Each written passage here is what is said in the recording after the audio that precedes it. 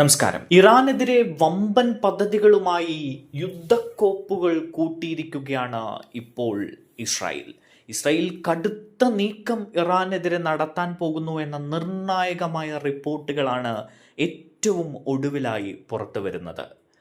Iran അടക്കം മറ്റ് ലോകരാജ്യങ്ങൾ സസൂക്ഷ്മം വീക്ഷിക്കുകയാണ് ഇപ്പോൾ ഇസ്രായേലിൻ്റെ ഓരോ നടപടികളും.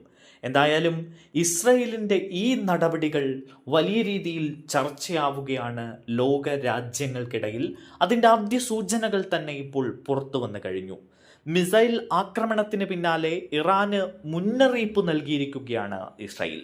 വ്യക്തമായ പദ്ധതി തങ്ങൾക്കുണ്ട് എന്നും അനന്തരഫലം നേരിടേണ്ടി വരുമെന്നാണ് ഇസ്രായേൽ സൈനിക വക്താവ് തന്നെ മുന്നറിയിപ്പ് നൽകിയിരിക്കുന്നത്.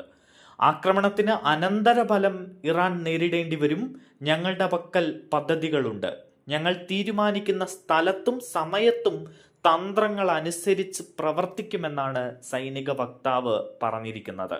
അതേസമയം ഇറാൻ നടത്തിയ മിസൈൽ ആക്രമണം പരാജയപ്പെട്ടു എന്ന് ഇസ്രായേൽ പ്രധാനമന്ത്രി ബെഞ്ചമിൻ നെതന്യാഹുവും മാധ്യമങ്ങളോട് പറഞ്ഞു.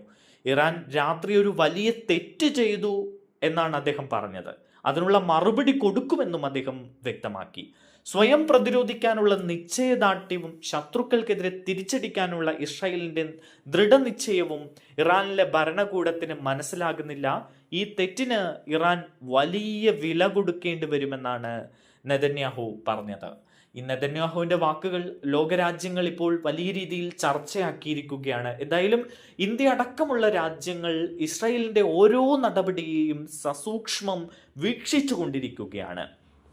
എന്തായാലും തങ്ങളുടെ പ്രവർത്തനങ്ങളുടെ അനന്തരഫലങ്ങൾ ഇറാൻ ഉടൻ അനുഭവിക്കുമെന്നും പ്രതികരണം വേദനാജനകമാണ് എന്നുമാണ് ഇസ്രായേലിൻ്റെ UN പ്രതിനിധി വാർത്താ ഏജൻസിയായ റോയിട്ടേഴ്സിനോട് പറഞ്ഞതായിട്ട് റിപ്പോർട്ട് ചെയ്യുന്നത്. അമേരിക്ക ഇസ്രായേലിനെ പൂർണ്ണമായി പിന്തുണയ്ക്കുന്നു എന്നാണ് US പ്രസിഡന്റ് ജോ ബൈഡൻ അറിയിച്ചിരിക്കുന്നത്. ഇസ്രായേൽ എങ്ങനെ പ്രതികരിക്കണമെന്ന് മാധ്യമപ്രവർത്തകരുടെ ചോദ്യത്തിന് അത് ഇപ്പോൾ സജീവമായ ചർച്ചയിലാണ് എന്നും നെതന്യാഹുവുമായി സംസാരിക്കുമെന്നുമാണ് ബൈഡൻ പറഞ്ഞത്. അതേസമയം ഇറാനെതിരെയുള്ള പ്രതിരോധത്തിൽ ഇസ്രായേലിന് പിന്തുണ നൽകാൻ US സൈന്യത്തോട് പ്രസിഡന്റ് ജോ ബൈഡൻ ഉത്തരവിട്ട് കഴിഞ്ഞു എന്ന നിർണായകമായ വാർത്തയും പുറത്തു വരികയാണ്. ഇസ്രായേലിനെ ലക്ഷ്യം വെച്ചുള്ള മിസൈലുകൾ വെടിവെച്ചിടാനും സൈന്യത്തിന് ഇപ്പോൾ നിർദ്ദേശം നൽകിയിട്ടുണ്ട്. ലബനനിൽ ഇസ്രായേൽ ചൊവ്വാഴ്ച കരയാക്രമണം തുടങ്ങിയതിന് പിന്നാലെയാണ് ഇറാൻ മിസൈൽ ആക്രമണം നടത്തിയത്. ടെൽ അവീവിനെയും ജെറുസലേമിനെയും ലക്ഷ്യം വെച്ച് 180 മിസൈലുകളാണ് ഇറാൻ അയച്ചത്.